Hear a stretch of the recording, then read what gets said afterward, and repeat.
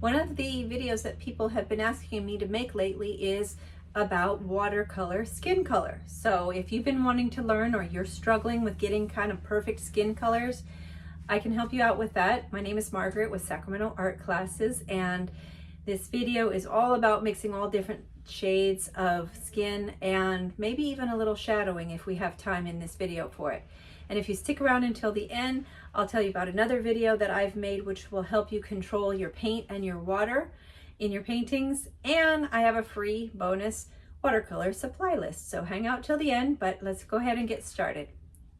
Hi there, for today we're going to do a skin color exercise, and we have three colors we're going to use. Yellow ochre, which is also right here. Quinacridone red or rose, looks like this. It's a pinkish red. And also brown iron oxide, which is kind of a chocolatey brown.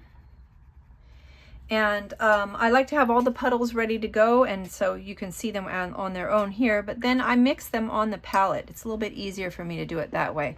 So what I'm going to do is, I always want to add the darker color into the lighter. So my red is darker than my yellow, so I'm just going to get a little tiny bit of this red at a time. If you go too much at a time, you kind of have to start all over again. So then I get myself to sort of a coral color like this. Now, in some cases, this may be the skin color that you're looking for.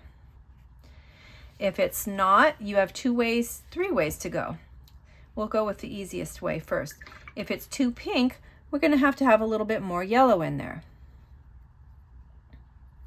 And we get back to kind of something like this, like a little light peach or salmon color. And if it's still not quite right, then rather than continuing to add more yellow, sometimes I want to add a little bit of brown into it. So I'll take this brown iron oxide and go into what I had for my secondary color, which was this one. And with skin color, because everybody's skin is different, you kind of have to experiment. So you can see with these three colors that I've given you, we get all these different shades. So you could have more brown in there. You could have more red in the mixture. This is not quite right. That looks weird. It's always good to swatch them. That's kind of crazy. I don't know anybody with this color of skin, so I would have to doctor that up a little bit. And I can paint right over it maybe here. Which brings me back to kind of a pinkish brown.